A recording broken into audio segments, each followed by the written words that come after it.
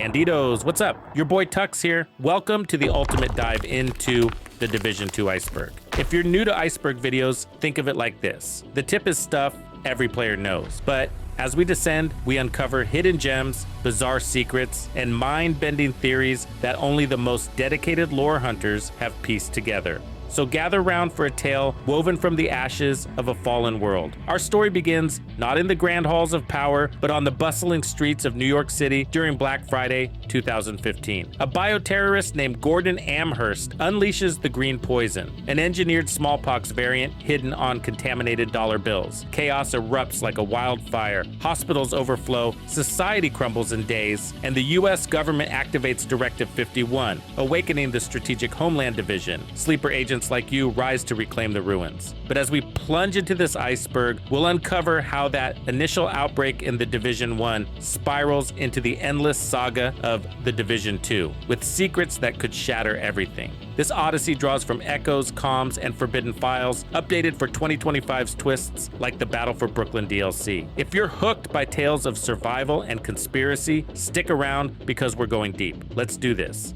Wait, did we just become best friends? So nice to meet you. I think you're cool. Piece of shit wristwatch. Imagine it's the heart of winter in Manhattan, snow blanketing the streets as the green poison tears through the city like a biblical plague. In the Division 1, you're a fresh activated agent navigating quarantine zones, allying with the Joint Task Force against savage factions. The Pyromaniac Cleaners, led by Joe Farrow, who burns the infected to cleanse the city. Brutal Rikers inmates under LeRae Barrett's vengeful rule from Rikers Island. Militarized Last Man Battalion commanded by Colonel Charles Bliss, imposing ruthless order, and rioters scavenging the chaos. Your journey: restore order, secure the Dark Zone, a lawless extraction hell where betrayal looms, and hunt intel on the virus's creator, Gordon Amherst, an eco-terrorist whose twisted vision of population control birthed this nightmare through contaminated dollar bills. Enter Aaron Keener, a brilliant first-wave agent who starts as a protagonist-like hero but cracks form. Back in the Division 1's snow-choked Manhattan, Aaron Keener's rogue ideology first emerged like a virus in the comms, a once promising first-wave operative who goes rogue after the Joint Task Force's bungled response left agents stranded and dying amid the green poison's grip. Keener's eloquent rants blamed bureaucratic incompetence for amplifying the outbreak, luring disillusioned survivors into his fold, allying with Last Man Battalion remnants, and establishing a blueprint for betrayal that haunts the Division 2's fog-shrouded DC avenues. His charisma hiding the fact he was a true villain. The story doesn't end in the Big Apple. 7 months later,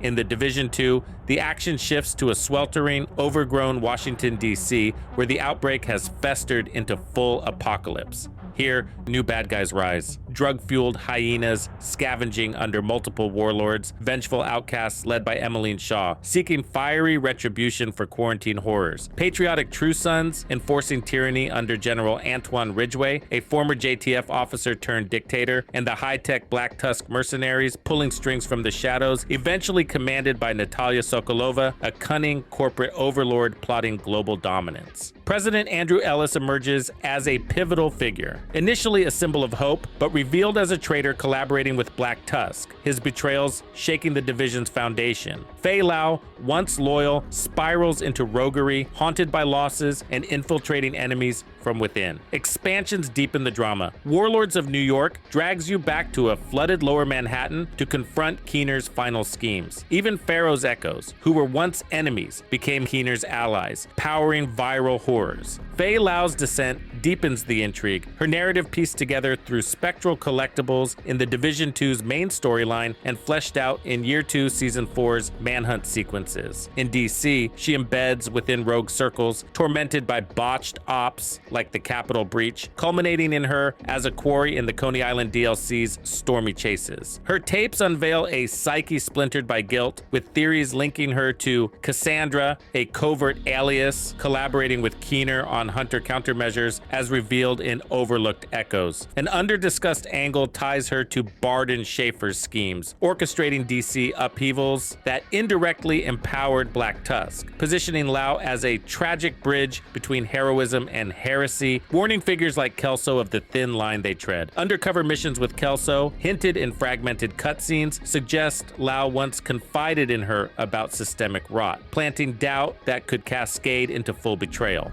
2025's Battle for Brooklyn DLC explodes with urban warfare, hinting at even broader conspiracies. In DC, suspicion swirls around Agent Alani Kelso. Debuting as a reliable partner in the base game's initial strongholds, Kelso's scattered audio logs expose her mounting frustration with the Division's perpetual defeats, from failed settlements to endless faction skirmishes. Deeper dives reveal her background as one of the first women to conquer U.S. Army Ranger School, showcasing an ingenuity for unorthodox tactics that some interpret as rogue tendencies. In the Warlords of New York DLC, her covert coordination against Keener's lingering cells includes evasive dialogues and mysterious vanishings, eerily paralleling Fei Lau's early red flags. Lesser-known theories, drawn from fan analyses, propose Kelso's clandestine deals with fringe elements like Black Tusk holdouts or Hunter Scouts, potentially as double agent plays to dismantle threats from within. One obscure detail from comms logs hints at Kelso discovering an echo of Keener conspiring with Fei Lau, fueling speculation she might be suppressing intel to protect or expose a larger conspiracy.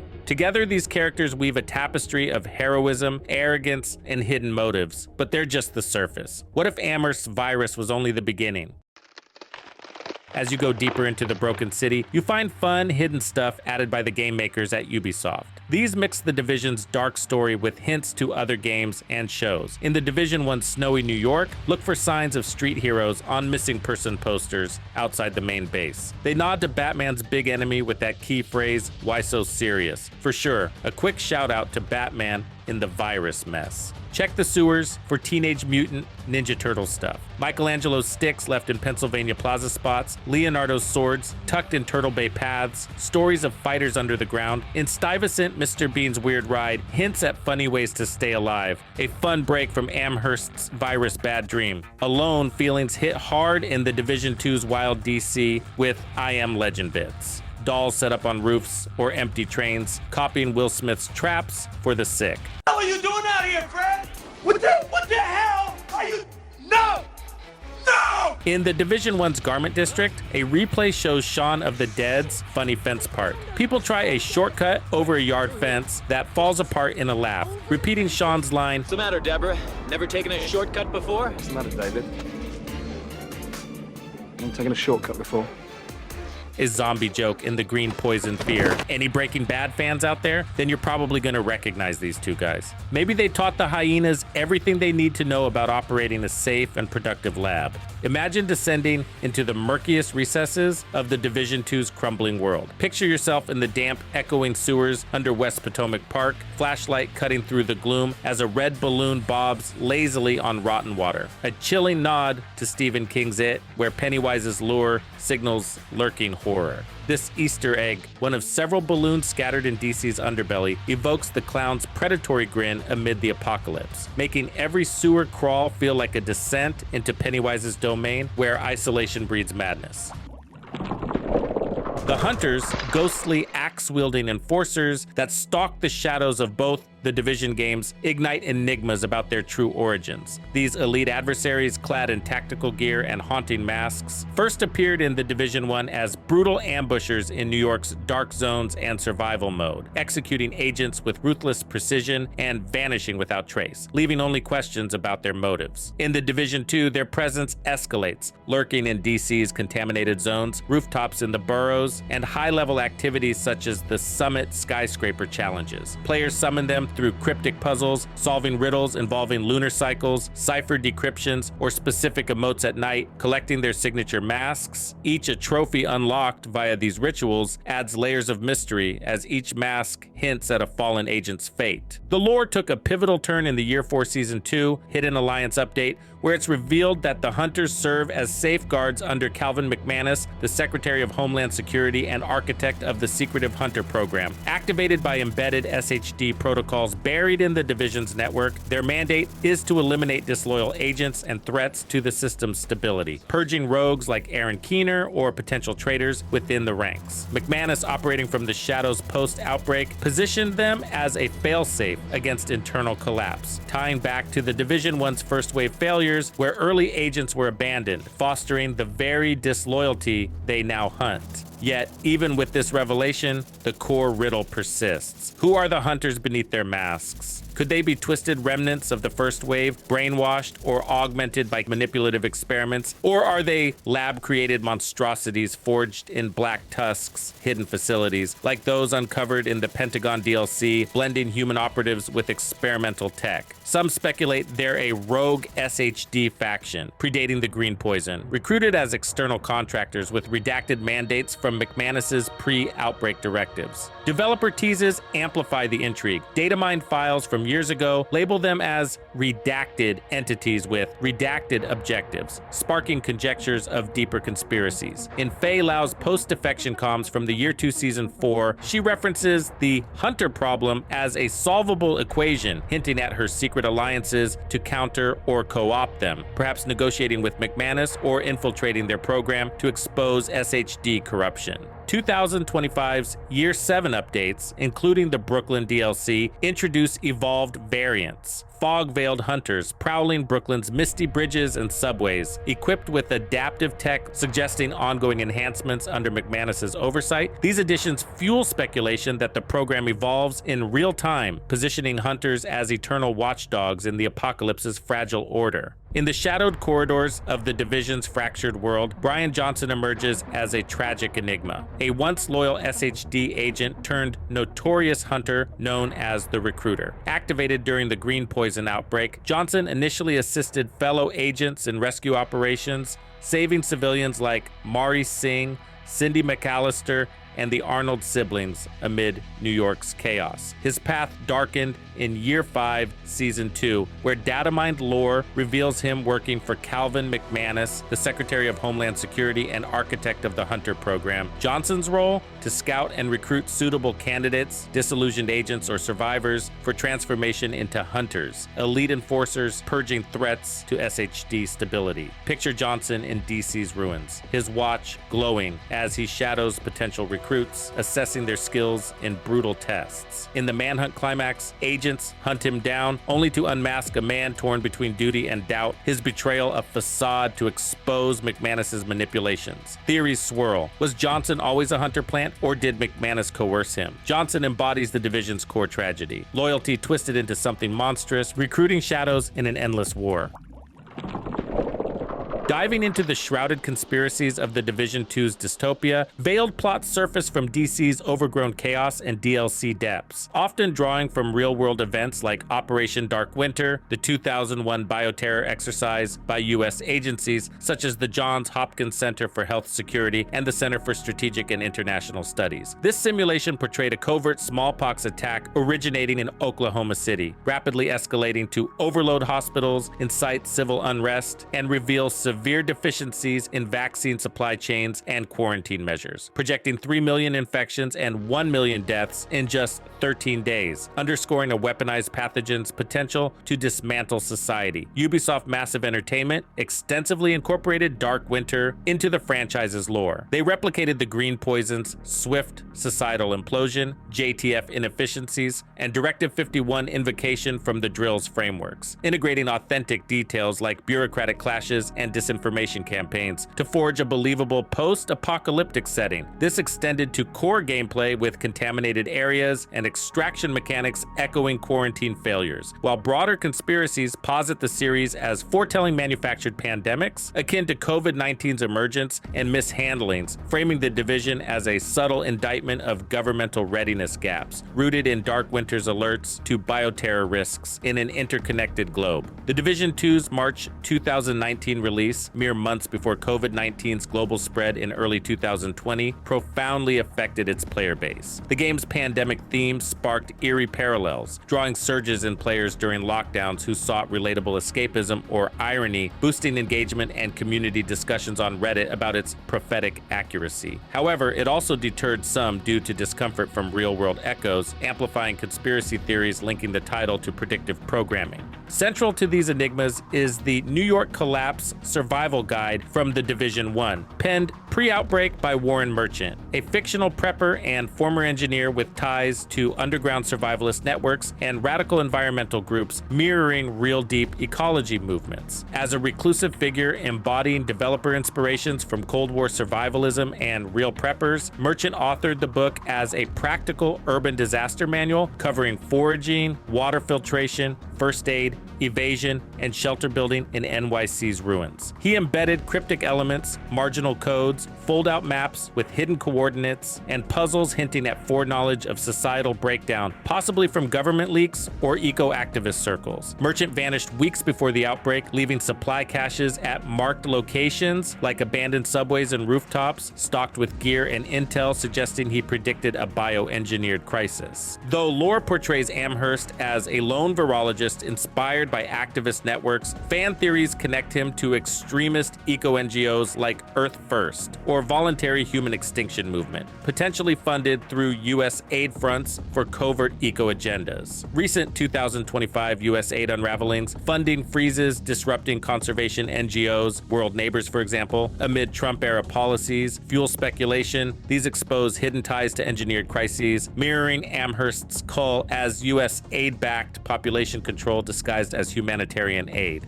Amid the chaos, graphic designer April Kelleher loses her husband Bill to the virus. Grieving and isolated in Manhattan, she fixates on Merchant's Guide, a gift from Bill. As she navigates quarantines, faction violence, JTF failures, and contaminated zones, April annotates it with diary entries chronicling despair, resilience, and the slide into anarchy, from viral spread to societal cracks, scavenging, and rogue betrayals. Obsessed with Merchant's prophecies, April researches him via scavenged libraries, survivor tales, and decoded clues. These were her key findings: Merchant's prepper forms and environmental connections, caches revealing virus predictions, coded virology references linking to Amherst's population reset. She decodes ARGs, cryptic codes, maps, notes in the margin, yielding in-game safe houses, dark zone hints, and Ubisoft sites with bonus lore blurring fiction and reality. April evolves from survivor to truth seeker, encountering Division agents, rogues, and resistance cells, voicing paranoia about SHD complicity in game intel. Her story continues in the novel Broken Dawn, pursuing Amherst's labs, facing Aaron Keener's network, and uncovering conspiracies like government foreknowledge via drills. In the Warlords of New York DLC, the guide foreshadows Keener's stronghold, with Merchant's rogue warnings and caches mirroring Fei Lao's defection. Fans decode pages for Black Tusk predictions, seeing it as a future predicting manual. Ultimately, Merchant's Guide symbolizes Oracle alerts, while April's findings humanize the apocalypse, tying personal loss to global plots and exposing deliberate eco-terror. Cool fact, the survival guide April found is a real thing. Tom Clancy's The Division. New York Collapse by Alex Irvine. Chronicle Books, 2016. You can get it on Amazon, eBay, or the Chronicle Books site.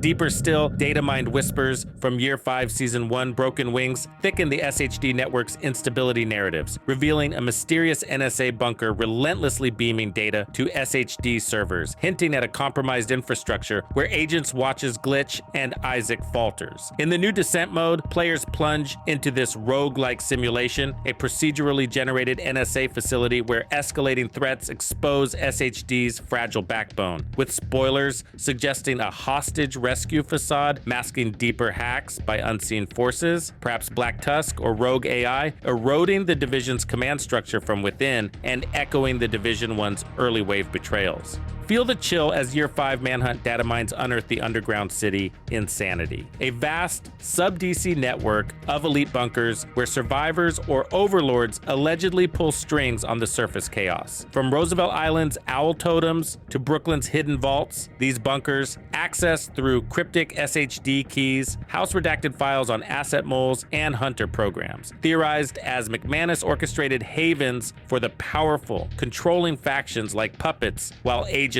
scrape above. Spoilers from Year 5, Season 3, and Year 6, Season 1 tease a homecoming to these depths, where hunters as elite division failsafes enforce bunker secrecy, blending elite survivalism with surface manipulation. Relive the raw tension of Agent Origins Conspiracies, a live-action short film prelude where post-outbreak activations spiral into betrayals. 4 agents, strangers thrust into alliance amid New York City's fall, face moral fractures as one turns rogue for survival, foreshadowing Keener's ideology. This lore snippet, part of Ubisoft's promotional series, immerses in gritty activations with watches glowing orange, group dynamics crumbling under virus pressure, and hints at SHD's flawed recruitment, connecting to the Division 2's rogue manhunts, where similar betrayals fracture DC teams. What would it be like if things happened differently? What if Amherst's plan didn't unfold as he hoped, or Aaron Keener didn't go rogue? Enter the Division 2's mind-bending fractured world, where Agent Ramirez's relentless pursuit of truth unveils a chilling tapestry of multiverse breaks woven through the game's hidden lore. As he ventured into Descent Mode's NSA simulations, glitches revealed alternate realities. Simulation Variant 7, green poison contained at Ground Zero by SHD Rapid Response, outbreak averted, and Isaac error log echoed, hinting a timeline where DC never fell. In Brooklyn, DLC echoes unhappened event. Keener seizes Manhattan pre-Warlords, Black Tusk Alliance forms early, branch sealed. Branch Point Alpha, Fei Lao remains loyal, Rogue Wave prevented, parallel operative path active. Warlords of New York Keener's tests produce temporal echoes. Echo recording, bioweapon mutation accelerates outbreak. Divergent strain overwhelms JTF in hours. Agent Origin shorts depicted splits. Activation log, betrayal averted. Divergent path leads to unified division front. Agents, we've descended to the abyss, that bottomless chasm where the Division's intricate web of secrets finally unravels, exposing a symphony of pre-outbreak betrayals, factional shadows, and cosmic horrors that redefine the green poison not as fate's cruel twist, but a deliberate instrument of annihilation. Let the darkness envelop you as we peel back the layers, starting with the virus itself. The smallpox variola chimera, or green poison, a genetically engineered abomination unleashed by Dr. Gordon Amherst on Black Friday 2015, hidden on contaminated dollar bills amid the holiday shopping madness that turned consumerism into a death sentence. Although that is horrible all on its own, its true nature whispers of something far more insidious than mere contagion, a complex, mutating entity with unknown properties, boasting a 7-day incubation period that masks its spread, allowing silent, asymptomatic carriers to infect thousands before symptoms emerge. Resistance to early vaccines, behavioral patterns that defies conventional virology, suggests deliberate weaponization beyond Amherst's eco-terror coal to combat overpopulation and environmental reset. Hints at lab enhancements for perpetual threats emerge from logs, weaponized mutations, enabling endless variants, exploiting urban density to project millions dead in weeks, echoing the lethality of real historical smallpox, but amplified for rapid, uncontrollable societal collapse, as if designed not just to kill, but to test humanity's breaking point and enforce a new world order through endless waves of fear and adaptation. Was Amherst really the lone shooter on the grassy knoll we were all meant to believe? In the endgame's oppressive shadows, the Black Tusk looms as the true puppet master, a highly organized private military company invading DC with cutting-edge tech like autonomous drones, robotic warhounds, and elite operatives clad in impenetrable armor, commanded by the enigmatic Natalia Sokolova. Deep dives into audio logs and Year 5 updates unveil their agenda as far more than combat conquest. Pre-outbreak contractors linked to shadowy corporations funding bio-research. They orchestrate a reset of society under corporate leadership, forging alliances with rogues like Aaron Keener to deploy augmented viruses, suppress civilian rebuilding, and establish global dominance through operational structures that mirror real-world PMCs, but scaled for dystopian control. Their incursions timed to exploit Division weaknesses and ensure no true recovery takes hold. Plunge further into Project Clean, a veiled precursor shrouded in scattered audio logs and classified documents as a government-sanctioned program for pathogen experimentation, predating the Green Poison's release and laying the groundwork for the apocalypse. This initiative, funded under the guise of public health defense, involved sanitation workers and scientists testing clean containment methods and augmentation techniques on viral strains, evolving post-outbreak into the Cleaners faction. Led by Joe Farrow, a grieving firefighter turned fanatic who armed his group with flamethrowers and incinerators to burn the infected alive in a quest to purge the disease. But the project's goals ran darker: weaponized strains for societal purges, conducting pre-outbreak trials on mutations to ensure rapid, uncontrollable spread, pointing to complicity in Green Poison's development. Division agents monitoring the experiments, perhaps even participating to gather intel on bio threats, bound by classified protocols that prioritized observation over intervention. Details from lore fragments paint a grim picture. The project's broader elite testing for population control, using tools like mobile incinerators and chemical agents to, quote, sanitize test zones, hinting at a deliberate escalation from containment to eradication, transforming everyday workers into zealots, and revealing the Division's pre-outbreak hands dirtied by allowing such horrors to fester.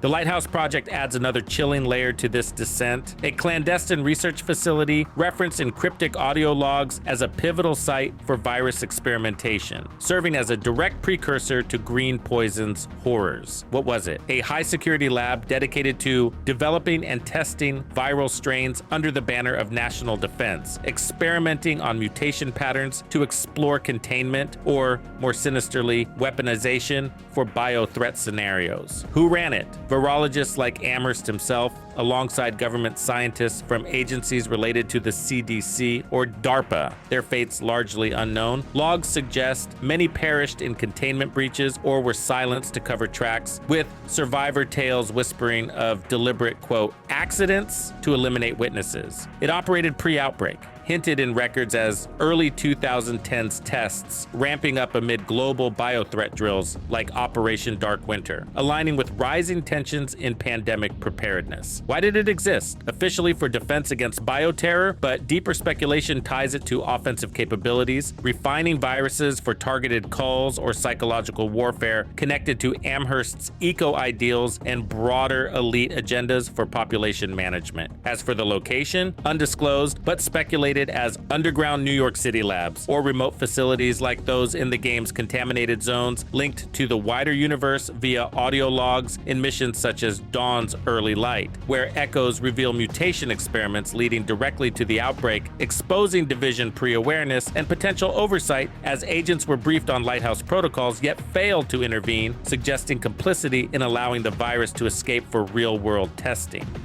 A parallel conspiracy theory weaves through the Summit mode, a towering 100-floor skyscraper in the Division 2's core gameplay, endless in its procedural challenges and devoid of windows, mirroring real-world enigmas like New York's 33 Thomas Street, the infamous AT&T Long Lines building. This windowless monolith, shrouded in surveillance conspiracies as an NSA hub or nuclear fortress designed for data interception and continuity ops during crises. The Summit represents a digital echo of such structures, perhaps SHD training simulations masking global monitoring ops, with floors glitching into infinite loops reminiscent of the Backroom's liminal horror, where agents no-clip into monotonous, endless voids of yellow-tinged corridors and humming fluorescence, blurring game reality with outbreak-induced madness. For those of you unfamiliar with the Backroom's conspiracy, it's an internet urban legend describing an infinite, monotonous maze of yellow, office-like rooms accessed by no clipping out of reality. No clipping is a gaming term for passing through solid objects, implying a break from our dimension with no clear exit, fueling speculation of parallel dimensions. The backrooms features levels of varying horror, buzzing lights, liminal voids, evoking isolation and madness, often tied to theories of dimensional glitches, psychological experiments, or abandoned government sites. Conspiracy theorists link the backrooms to MK Ultra mind control, or CERN experiments warping space-time, though unproven.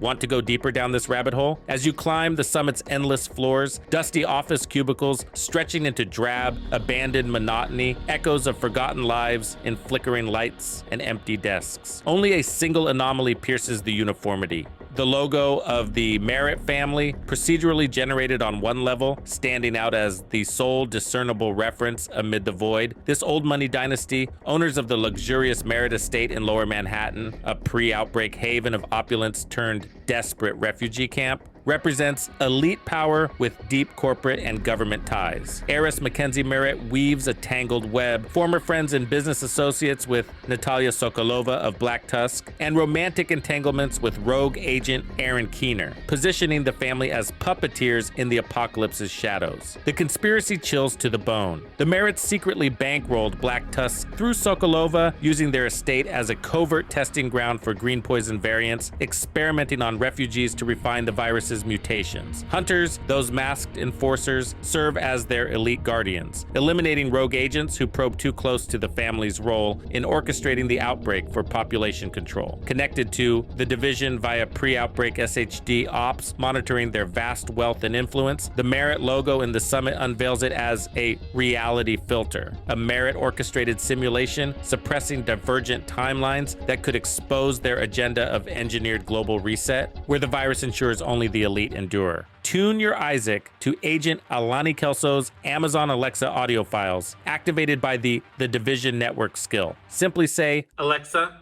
activate the Division Network," for a haunting pre-story immersion that blurs the line between game and reality. These frontline logs, recorded in the chaotic days post-Green Poison but before the main DC campaign, detail SHD activations amid collapsing infrastructure, JTF failures, under overwhelming odds, the rise of factions, and emerging rogue threats that erode trust from within. Yet the true chill lies in Kelso's revelations. In the final log, Kelso first mentions the Black Tusk. Expressing a bad feeling, something big looms. Opening up to Carter, she confides beliefs in internal forces working against them. Carter betrays her, audio suggests he shoots Kelso, then announces on comms, Phase 1 is complete. Take a listen. Sorry, I don't know that. Sorry, I don't know. Connection with Shade Network activated. Carter, there's got to be someone on the inside here, working against us. Holy shit. Are you serious? Who else knows about this? No one else here. I haven't known who to talk to about this. Well, I am so glad you brought it to me. And I'm so sorry to have to do this. Carter, what? Fuck. I'm so sorry it had to end this way.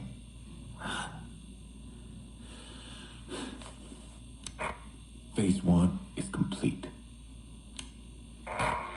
Copy. Nice work, Agent. Listen closely to Rick Velasi's eerie, wouldn't you know it, pirate radio broadcasts, crackling from hidden NYC hideouts like abandoned apartments or subway tunnels, where this freelance reporter turned conspiracy spins tales that cut to the bone. Welcome back, I'm Rick Velasi, and you lucky bastards are listening to Wouldn't You Know It. And if you're listening, that means you really are a lucky bastard. You apparently won the genetic lottery and can't catch the green poison like 95% of the rest of humanity. Velasi's voice, gravelly and urgent, dissects government bioweapons as tools for depopulation, elite cabals engineering the outbreak to cull the masses and rebuild under martial law, underground cults manipulating virus mutations as deliberate tests on unwitting survivors, and black sites swallowing whistleblowers into eternal silence.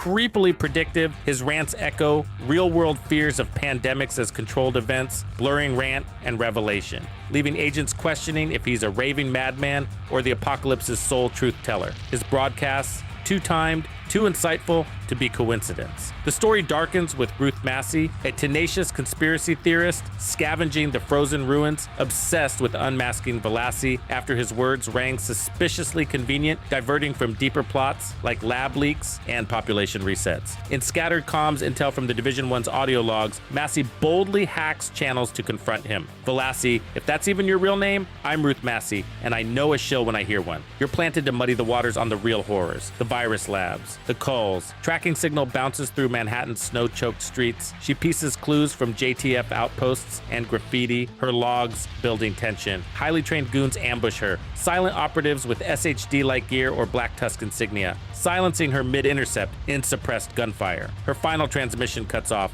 Velassi's not alone. They're protecting the architects. This vanishing fuels wild theories. Velassi as deep state asset discrediting truth seekers, or Massey's pursuit exposing his ties to Amherst's collaborators, erased to preserve engineered secrets. Her disappearance haunts the lore, a stark warning that the abyss devours those who gaze too long. Beneath Roosevelt Island's contaminated haze lies the Owl Cult, a cryptic enigma that beckons with totems and graffiti scattered across the landscape, leading dedicated agents to a hidden Moravian society room, a chamber of secrets adorned with owl symbols, artifacts, and ritualistic markings. In lore, this cult represents an elite society manipulating events from the shadows, pulling strings on the virus's release and societal resets to maintain power hierarchies. The room contains relics suggesting SHD oversight or hunter connections, with owl motifs symbolizing wisdom and vigilance in darkness. The real-world link amplifies the chill, mirroring Bohemian Grove's owl rituals in California, where global elites gather annually for networking in redwood forests, complete with mock sacrifices and occult pageantry alleged to decide world affairs in secrecy. Theories abound that these gatherings, attended by presidents, CEOs, and influencers, harbor decisions on crises like pandemics for population control, world domination, and child sacrifices, with the game's owl cult as a metaphor for such cabals orchestrating the green poison as a great reset. Their symbols etched in DC to remind players of hidden powers watching from above. As we climb out of the abyss, the Division story leaves us with hard truths. Green poison was engineered, Black Tusk pushes a reset agenda, and the summit hints at multiverse breaks. The owl cult, Kelso's betrayal, Velassi's silenced hunt. Are we saviors or pawns? What do you think? Your boy Tux out. Thank you for hanging out with me. I'm Tuxedo Bandido, and if you found this video helpful, be sure to hit the like, subscribe, and turn on your notifications so you don't miss out on the good stuff I have coming for you. And if you like content like this, be sure to check out the video I have recommended for you right here. If you have anything you would like me to cover, be sure to let me know in the comments below. And thank you to all the channel members and donors who make things possible. Tux Nation wouldn't be the same without you. When you buy a game from Ubisoft, enter the creator code Tuxedo Bandido to support the channel. Easy peasy. Wait, did we just become best friends?